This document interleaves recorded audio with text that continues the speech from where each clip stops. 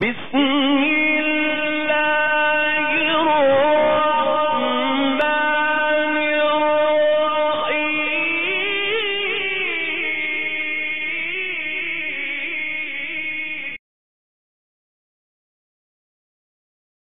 آل محمد۔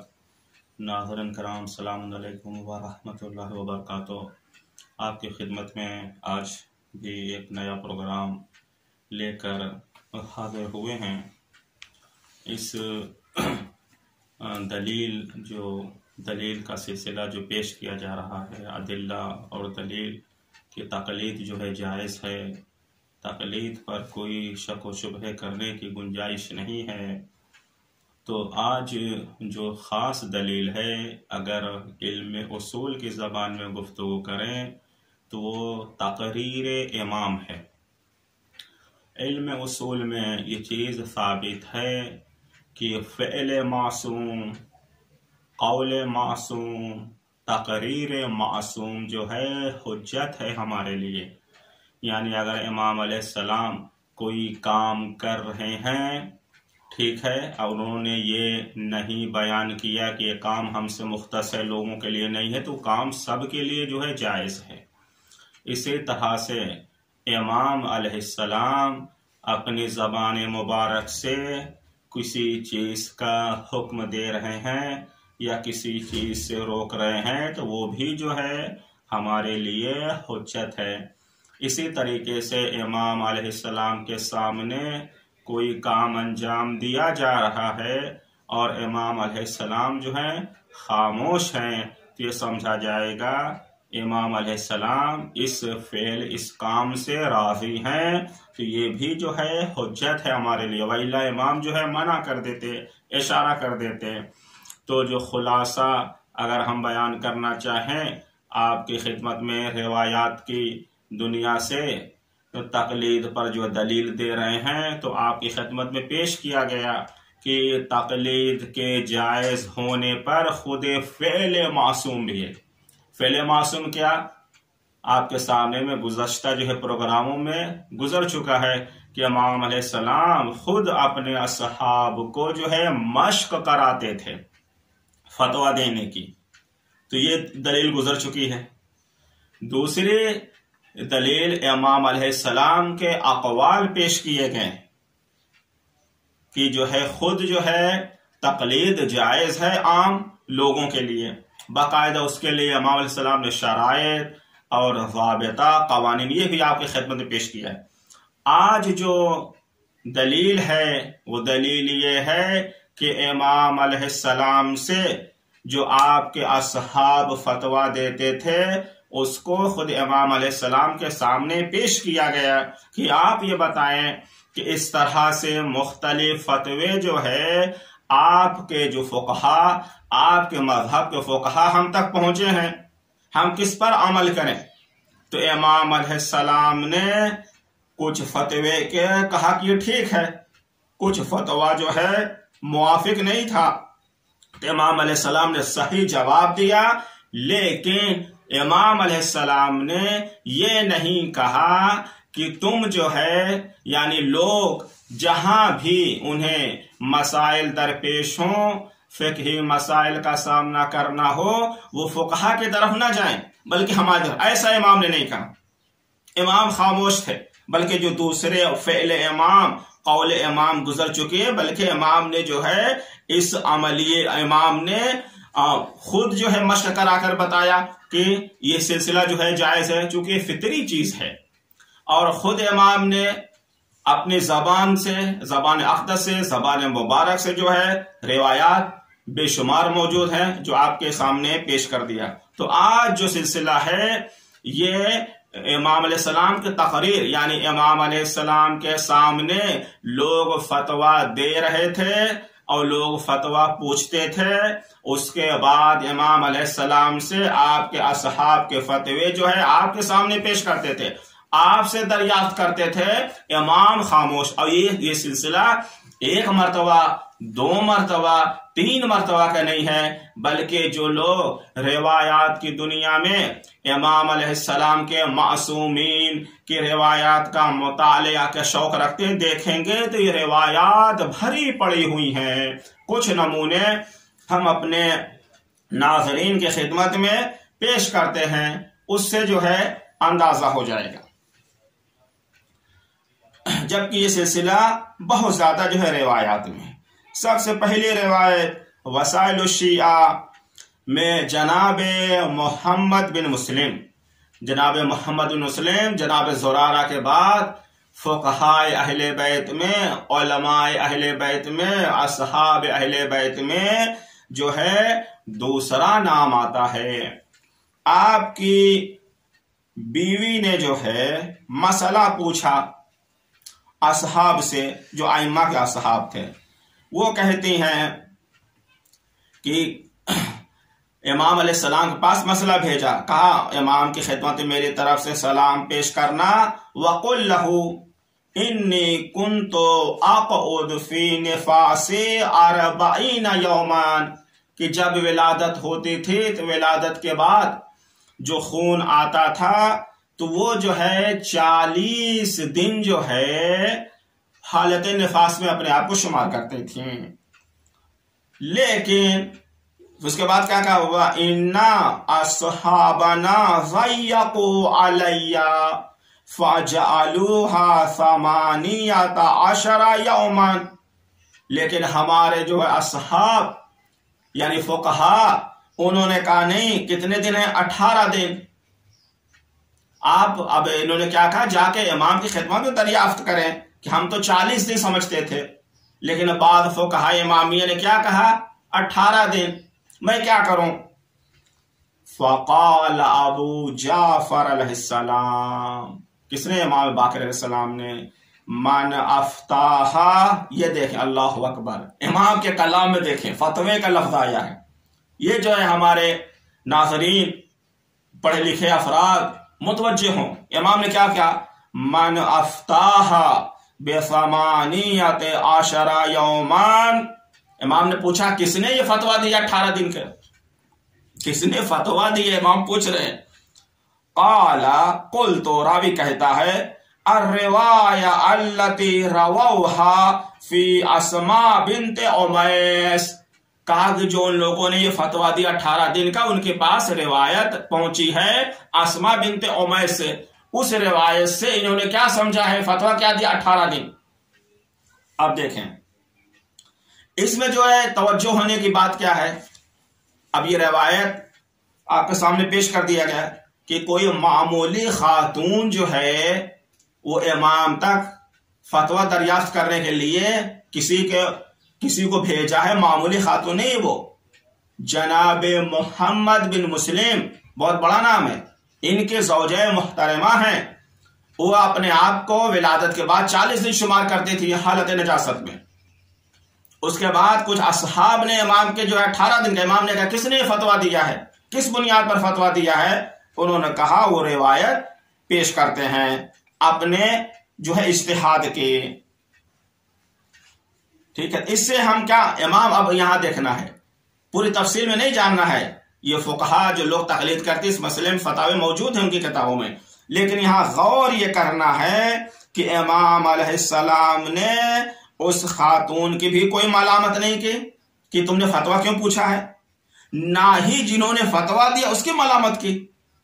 اس سے ہم کیا سمجھیں گے، تقریر امام، جیسا کہ آپ کے خدمت میں عرض کر چکا ہوں بالکل ابتدا میں کہ امام کی خاموشی کیا بتا رہی ہے، جبکہ پہلے جو ہے فعل امام، قول امام پیش کر چکے ہیں، آج تقریر معصوم، تقریر امام، یہ ایک نمونہ جناب تھا۔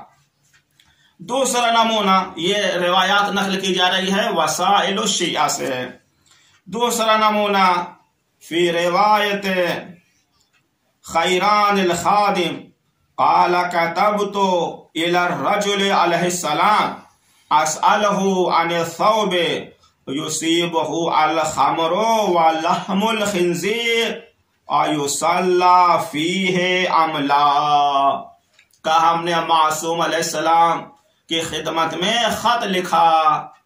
کیا اس میں ایک سوال تھا. سوال کیا تھا کہ کپڑے میں جو ہے شراب لگ جائے یا خنزیر کا سور کا گوشت لگ جائے تو کیا ایسے کپڑے میں بغیر طہارت کے بغیر دھوئے ہوئے یصلی فیہ ام لا اس کپڑے میں نماز پڑھی جا سکتی ہے یا وہ کپڑا نجس ہو گیا.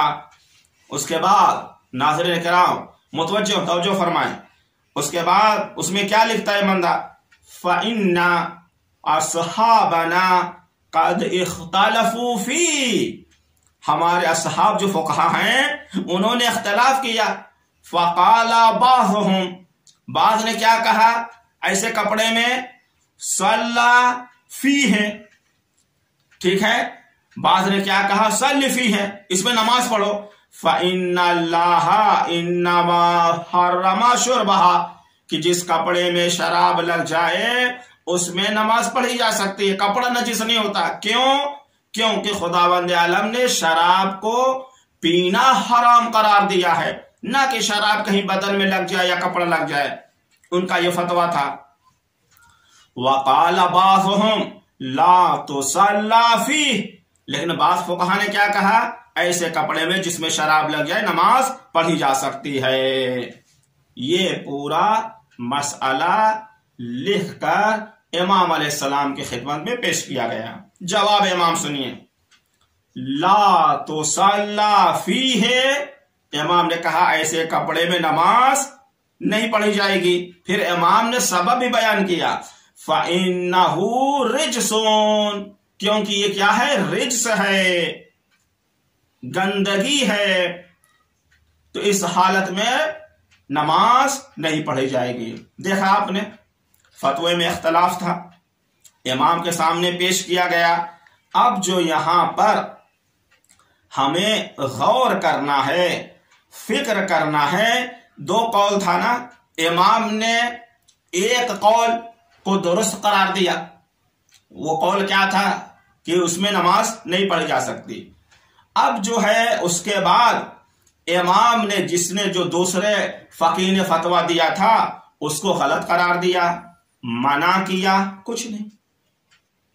امام نے کوئی منع کیا نہیں کیونکہ امام جانتے تھے.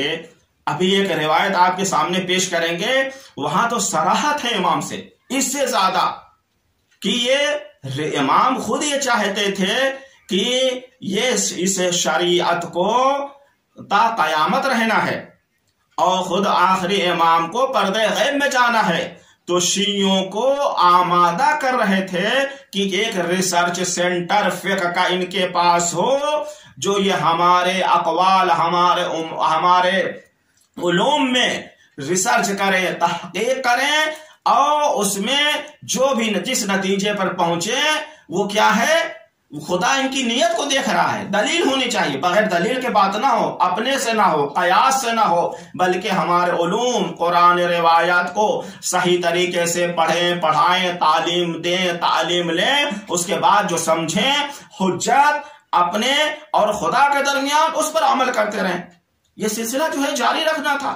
اس وجہ سے آپ نے دیکھا اس روایت میں امام علیہ السلام نے ایک جو ہے قول کو درست قرار دیا دوسرے قول کی کوئی سرزنش کوئی مذمت نہیں کی. تو جناب اس طرح کی چیزیں بہت زیادہ ہیں. اگلا نمونہ تیسری روایت آپ کے سامنے پیش کر رہے ہیں. فی روایت احمد بن محمد عن عدت من اصحابنا قالوا قلنا لأبی الحسن یعنی علی بن محمد علیہ السلام ان رجلا مات فی الطریق ایک بندہ نکلا حج کرنے کے لیے راستے میں انتقال کر گیا. وَأَوْصَى بِحَجَّةٍ اور اس نے وصیت کی کہ دیکھو ہم تو حج پورا نہیں کر سکے لیکن میرے حج کو مرنے کے بعد نیابتاً اسے پورا کیا جائے. ٹھیک ہے. وَمَا بَقِيَ فَهُوَ لَكَ ہاں أَوْصَى بِحَجَّةٍ وَمَا بَقِيَ فَهُوَ لَكَ کہ یعنی اس شخص نے کیا کہا میرا انتقال تو راستے میں ہو گیا میں حج کو مکمل ادا نہیں کر سکتا اب جو کچھ بچا ہوا ہے وہ ایک وصی کو جس سے اس نے وصیت کی تم اس کو پورا کرو۔ اب وصیت تو ہو گئی، اب وہ بندہ پریشان ہے کہ آیا حج جو ہے شروع سے تمام اعمال کو انجام دے یا جتنا عمل یہ کر چکا ہے اس کے بعد سے انجام دے؟ پوچھنا شروع کیا۔ فاختلف اصحابنا، اب فقہا جو تھے فتوے ان کے مختلف ہو گئے، امام علیہ السلام کے مذہب کے جو فقہا تھے۔ فقال بعضهم يحج عنه من الوقت فهو اوفر للشيء ان يبقى عليه، بعض کا اجتہاد یہ تھا کہ بالکل ابتدا سے اس کے تمام اعمال انجام دیے جائیں گے، یہ جو ہے زیادہ مناسب ہے۔ دوسرے نے کیا کہا؟ وقال بعضهم يحج عنه من حيث مات، بعض نے کیا کہا؟ اس کا حج اسی جگہ سے شروع ہوگا جہاں سے اس کا انتقال ہو گیا، یعنی جہاں سے اس کا عمل چھوٹ گیا ہے، جہاں سے ارکان حج چھوٹ گئے ہیں۔ امام کے سامنے پیش ہوا، امام نے کیا کہا؟ فقال علیہ السلام یحج عنہ من حیث مات، اس کے حج وہیں سے شروع ہوگا جہاں سے اس کا انتقال ہو گیا ہے۔ تو دیکھا آپ نے دو قول ایک مسئلے میں، فقہا کا اختلاف تھا، امام نے ایک قول کو درست قرار دیا اور دوسرے قول پر کوئی ملامت کوئی سرزنش نہیں کی۔ کیوں؟ کہ ان کے پاس دلیل تھی، دلیل کی بنیاد پر انہوں نے فتویٰ دیا تھا۔ ورنہ آپ انشاءاللہ دیکھیں قیاس اور اپنے رائے سے جو لوگ فتویٰ دیتے ہیں اتنی زیادہ مذمت آئی ہے، امام نے کہیں بھی مذمت کی؟ یہ چند روایات ہیں جو ناظرین کرام کی خدمت میں پیش کی جا رہی ہیں، وإلا روایات بہت ہیں اس قبیل سے، اس وادی سے، کہیں پر جو ہے امام نے اس طرح کی بات نہیں کی۔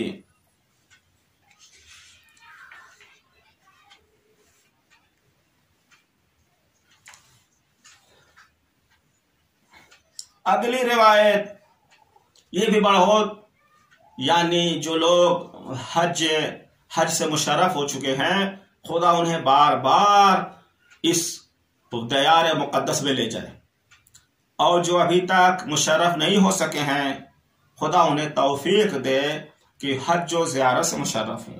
وہاں پر جب جائیں گے تو مسئلہ ہے حج اسود کو بوسے دینے کا، اتنا زیادہ جو ہے ازدحام ہوتا ہے کہ خود اللہ تعالیٰ نے 2012 میں مجھے یہ شرف بخشا تھا لیکن ہم نہیں پہنچ سکے تھے، اتنا زیادہ ازدحام، اتنا زیادہ رش ہوتا ہے۔ اب اس میں بہت زیادہ جو ہے سوال کیا جاتا ہے فقہا سے، کیا واجب ہے؟ اصل تو قانون یہی ہے کہ ہر حاجی جائے اور حجر اسود کا بوسہ دے، لیکن اتنی بھیڑ ہوتی ہے ہر بندہ نہیں پہنچ سکتا، جیسے کہ ہم نہیں پہنچ سکے، ٹھیک ہے؟ اب ایسے مسئلے میں وہ بندہ بیچارہ پریشان ہوا جو حج کرنے جا رہا ہے، پوچھا ائمہ کے اصحاب سے کہ کیا ہے، تو ایک نے کہا لا بد من، ضروری ہے کہ آپ جو ہے اپنے آپ کو وہاں پر پہنچائے۔ دوسرے فقیر نے کہا کہ اگر حالت ایسی ہے تو دور سے بوسہ لے لے کافی ہے۔ اب اس کو دیکھیے امام کے سامنے پیش کس طرح سے کیا، دیکھیں راوی کہتا قال قلت لأبی عبداللہ علیہ السلام اتیت الحجر الاسود فوجدت علیہ زحاما، مولا میں حجر اسود کے قریب گیا لیکن وہاں پر مجھے بہت زیادہ بھیڑ نظر آئی، فلم القا الا رجلا من اصحابنا فسألته فقال، تو میں نے میری کسی اور سے ملاقات نہیں ہوئی، اپنے اصحاب میں سے ایک شخص سے میں نے پوچھا کہ بھائی کیا کہتے ہو، میرا وظیفہ کیا ہے، میں جا کر حجر اسود اس بھیڑ میں نہیں کیا کروں؟ فقال لا بد من السلام، اس نے کیا کہا، آپ کو ضروری ہے کہ آپ جائیں خود حجر اسود کا بوسہ دیں جیسے بھی ہو سکے۔ فقال ان وجدته خالیا والا، ہاں ایک لابد کا، اب راوی کیا سمجھتا تھا کہ ہم کیا کریں؟ جس سے پوچھا اس نے کہا نہیں ضروری ہے. اب دیکھیں فقال امام علیہ السلام نے کیا فرمایا؟ ان وجدتہ خالیا، کہ اگر تم حجر اسود کو خالی دیکھ رہے ہو، فراغت ہے، ازدحام وہاں پر نہیں ہے، بھیڑ بھاڑ نہیں ہے، تو ضروری ہے کیا؟ حجر اسود کا بوسہ دو. وَإِلَّا فَسَلِّم مِّن بَعِيدٍ، نہیں تو تم کیا دور سے حجر اسود کو بوسہ لو، حجر اسود کو طرف جو ہے ہاتھ اٹھا کر بوسہ لو، یہ کافی ہے. تو آپ نے دیکھا کہ امام علیہ السلام نے یہاں بھی پہلے کی جو روایات گزر چکی ہے، کوئی جو ہے اس طرح کی بات منع نہیں کیا کہ کوئی بھی مسئلہ ہو اور یہ سب چیزیں امام علیہ السلام کی موجودگی میں ہے. امام علیہ السلام موجود ہیں، غیبت جو ہے صرف ہمارے آخری امام کی ہوئی ہے، بقیہ تمام ائمہ کے سامنے یہ چیز ہوتی رہی اور امام نے کوئی بھی انہیں منع اور سرزنش نہیں کی. تو تقریر امام یہاں بھی صادق آتی ہے، یہاں بھی تقریر امام ہے، حجت ہے ہمارے لیے. جناب حمیری نے امام زمان عجل اللہ تعالی فرجہ الشریف، ان کے مکاتبات، ان کے خطوط جو ہے معروف ہیں، اس میں لکھتے ہیں خود آخری امام سے، یسألنی بعض الفقہاء عن المصلی اذا قام من التشہد الاول الى الرکعۃ الثالثہ هل یجب علیہ ان یکبر. مکاتبہ ان کا معروف ہے، انہوں نے خط لکھا امام علیہ السلام کی خدمت میں بھیجا. کیا لکھا کہ اگر ایک بندہ جو 2 رکعت سے فارغ ہو جائے، تیسری رکعت شروع کرے، کیا پھر تکبیر کہنا واجب ہے؟ یہ سوال تھا. کہا کہ بعض فقہا، یہ دیکھیں جناب حمیری کیا کہتے ہیں، مجھ سے کس نے سوال کیا؟ بعض فقہا نے. آپ جو ہے شاید متردد تھے اس میں، اس وجہ سے آپ نے کس سے؟ امام علیہ السلام کے نواب جو تھے ان کے ذریعے سے امام علیہ السلام تک بھیجا، خط لکھا. یہ ظاہراً جو ہے غیبت صغرا کا واقعہ ہے. اس وقت امام تک جو ہے شیعوں کا، فقہا کا پیغام پہنچتا تھا، ادھر سے جو ہے توقیع امام کا جواب صادر ہوتا تھا، اسے جو ہے توقیع کہتے تھے. بھیجا انہوں نے، سوال اور کرا جناب حمیر بعض الفقہا. دیکھیں فقہا ہر زمانے میں موجود تھے. اس کے بعد کہا فَإِنَّا بَعْضَ أَصْحَابِنَا قَالَ لَا يَجِبُ عَلَيْهِ التَّكْبِيرُ. کہتے بعض فقہا نے کیا کہا؟ واجب نہیں تکبیر. بعض نے یہ فیصلہ کر دیا. اب اس کے بعد وَيُجْزِيهِ أَن يَقُولَ، بعض فقہا کہتے ہیں بس بِحَوْلِ اللَّهِ وَقُوَّتِهِ اقوم و اقعد کہنا کافی ہے، تکبیر واجب نہیں ہے. اب امام علیہ السلام کا کیا جواب آیا؟ فَكَتَبَ عَلَيْهِ السَّلَامِ فِي الْجَوَابِ أَنَّ فِيهِ حَدِيثَيْنِ وَبِأَيِّهِمَا أَخَذْتَ مِنْ جِهَةِ التَّسْلِيمِ كَانَ صَوَابًا. اللہ اکبر. یہ بھی روایت وصال الشیعات جلد نمبر 4 صفحہ نمبر 967. دیکھیں مسئلہ کیا تھا. جناب حمیری بہت بڑا مقام ہے آپ کا، آپ کے مکاتبات بہت سے روایات کی دنیا میں کتابوں میں موجود ہیں. آپ سے کہا کچھ فقہا آ کے ہم سے سوال کرتے ہیں، جب بندہ دوسری رکعت کے تشہد سے فارغ ہو کر تیسری رکعت شروع کرتا ہے تو کیا تکبیر کہنا واجب ہے یا واجب نہیں ہے؟ اس میں یہ بھی لکھا کہ بعض کہتے ہیں واجب نہیں ہے. ٹھیک ہے، تو امام علیہ السلام جواب میں کیا کہا؟ یہ بہت غور کرنے کی بات ہے. امام نے کہا اس سلسلے میں 2 طرح کی حدیثیں ہیں، 2 روایت ہیں. ایک جو ہے واجب کہتے ہیں، ایک کہتے ہیں نہیں. اب امام نے کیا فرمایا کہ تم ان دونوں میں سے جس پر بھی عمل کرو گے، ٹھیک ہے، تسلیم کے جہت سے جسے بھی تم حجت سمجھ کر عمل کرو گے تو تمہارا ایسا عمل کرنا درست ہے۔ دیکھا آپ نے فقہا کے فتوے کو غلط قرار دیا امام نے؟ نہیں، دونوں طرح کے فقہا کے فتوے کو امام نے صحیح قرار دیا، کون دونوں کے پاس دلیل ہے۔ اب اگر کوئی سوال کرے اس طرح کی روایت کیوں ہے، ایک ایک الگ مستقل علم ہے، علم روایات میں تو وہاں الگ وہاں جواب دیا جائے گا، لیکن اصل یہاں دیکھیں دو طرح کے فقہا، فتویٰ میں اختلاف، امام علیہ السلام نے کہا دونوں کا فتویٰ درست ہے۔ ٹھیک ہے، ان تمام روایات سے کیا نتیجہ ملتا ہے ہمیں؟